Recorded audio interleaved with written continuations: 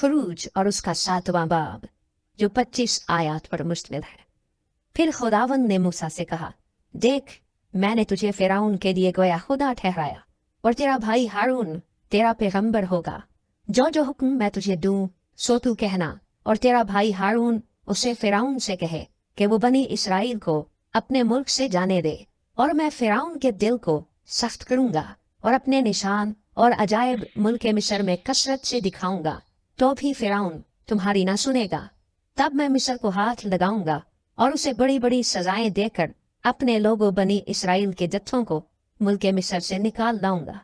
और मैं जब मिस्र पर हाथ चलाऊंगा और बनी इसराइल को उनमें से निकाल लाऊंगा, तब मिस्री जानेंगे कि मैं खुदावंद हूँ। मूसा और हारून ने जैसा खुदावंद ने उनको हुक्म दिया वैसा ही किया, और मूसा 80 वर्ष और हारून 83 वर्ष का था जब वो फिरौन से हम कलाम हुए। और खुदावंद ने मूसा और हारून से कहा कि जब फिरौन तुमको कहे कि अपना मौजज़ा दिखाओ, तो हारून से कहना कि अपनी लाठी को लेकर फिरौन के सामने डाल दे ताकि वो सांप बन जाए। और मूसा और हारून फिरौन के पास गए और उन्होंने खुदावंद के हुक्म के मुताबिक किया, और हारून ने अपनी लाठी फिरौन और उसके खादिमों के सामने डाल दी और वो सांप बन गई। तब फिरौन ने भी दानाओं और जादूगरों को बुलवाया, और मिस्र के जादूगरों ने भी अपने जादू से ऐसा ही किया, क्योंकि उन्होंने भी अपनी अपनी लाठी सामने डाली और वो सांप बन गई, लेकिन हारून की लाठी उनकी लाठियों को निगल गई। और फिरौन का दिल सख्त हो गया, और जैसा खुदावंद ने कह दिया था उसने उनकी ना सुनी। तब खुदावंद ने मूसा से कहा कि फिरौन का दिल मुतासिब है, वो इन लोगों को जाने नहीं देता।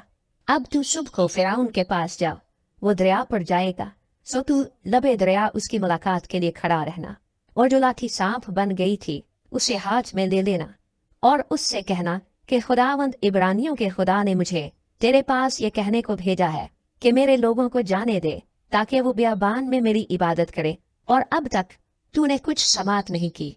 बस खुदावंद यूं फरमाता है कि तू इसी से जान लेगा कि मैं खुदावंद हूँ। देख मैं अपने हाथ की लाठी को दरिया के पानी पर मारूंगा और वो खून हो जाएगा, और जो मछलियां दरिया में हैं मर जाएंगी, और दरिया से ताफुन उठेगा, और मिस्रियों को दरिया का पानी पीने से कराहियत होगी।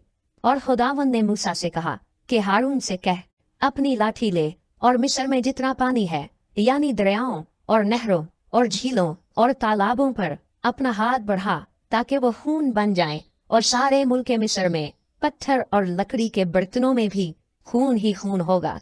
और मूसा और हारून ने खुदावंद के हुक्म के मुताबिक किया।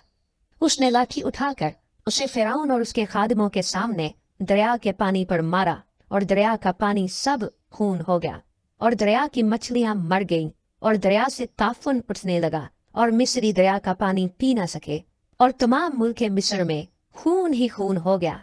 तब मिस्र के जादूगरों ने भी अपने जादू से ऐसा ही किया, पर फिरौन का दिल सख्त हो गया, और जैसा खुदावंद ने कह दिया था उसने उनकी ना सुनी, और फिरौन लौटकर अपने घर चला गया, और उसके दिल पर कुछ असर न हुआ।